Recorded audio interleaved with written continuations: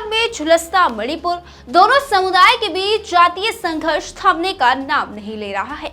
लेकिन इस बीच हिंसा रोकने में नाकाम बीजेपी सरकार हिंसा पर काबू पाने की बजाय अपनी नाकामी का ठिकराव विपक्षी पार्टियों के सिर पर फोड़ रही है। ऐसा ही कुछ मणिपुर के सीएम ने भी किया है।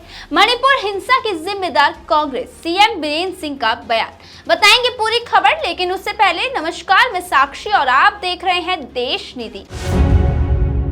देश नीति, केवल सच्ची और पक्की खबरें। पिछले कई महीनों से मणिपुर में जारी हिंसा थमने का नाम नहीं ले रही है। मणिपुर हिंसा की आग में झुलस रहा है। मैतेई और कुकी समुदाय के बीच जातीय संघर्ष थमने का नाम नहीं ले रहा है। इस आग में कई लोग बेघर हुए तो कई लोगों की तो जान तक चली गई। अब ऐसे में वहां के लोगों को सुरक्षा देने की बजाय, वहां हिंसा पर काबू पाने की बजाय बीजेपी सरकार अपनी नाकामी का ठिकरा दूसरों के सिर पर फोड़ रही है। कभी नेहरू जी पर तो अब कांग्रेस पर। जी हाँ, ठीक सुना आपने। मणिपुर के सीएम हिंसा पर काबू पाने की जगह एक के बाद एक घटिया बयान दे रहे हैं। इस बार तो लेकिन हद ही पार कर दी।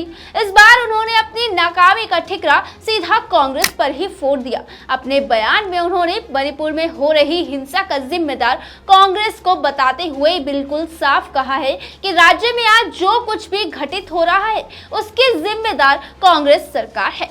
अब उनके इस बयान से ये बिल्कुल साफ होता है कि इस तरह का बयान देकर वो अपने कर्तव्यों से भाग रहे हैं और अपने ऊपर उठ रहे सवालों से खुद को बचाने के लिए पूरी कोशिश कर रहे हैं। अपनी नाकामी को छिपाने के लिए मणिपुर हिंसा का जिम्मेदार दूसरों को वो ठहरा रहे हैं।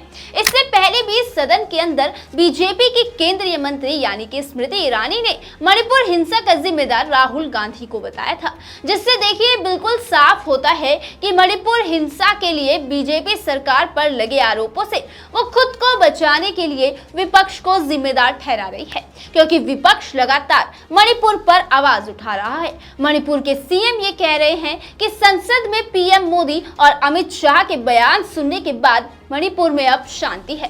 लेकिन अगर वहां पर शांति है तो जारी हिंसा के बीच कुछ दिन पहले की खबरों में ये बताया गया था कि वहां पर 3 मौतें हुई है। अब जब वहां पर शांति है तो फिर मौतें कैसे हो रही हैं? सोचने की बात है कि जहां मणिपुर के सीएम को मणिपुर में शांति बहाली के बारे में सोचना चाहिए, वहां लोगों की सुरक्षा के बारे में उन्हें सोचना चाहिए, वहां वो इस तरह के बयान दे रहे हैं। वैसे आपका इस खबर के बारे में क्या कहना है, कमेंट सेक्शन में हमें जरूर बताइएगा। और ऐसी ही तमाम खबरों के लिए हमारे चैनल देश नीति को आप सब्सक्राइब करें। ऐसी ही खबरों के लिए आप हमारे फेसबुक पेज को भी फॉलो कर सकते हैं। तब तक के लिए धन्यवाद। मिलते हैं आपसे अगली वीडियो के साथ। आपका एक सब्सक्राइब हमारे लिए महत्वपूर्ण है। देश नीति को अभी सब्सक्राइब करें और बेल आइकन को दबाना ना भूलें।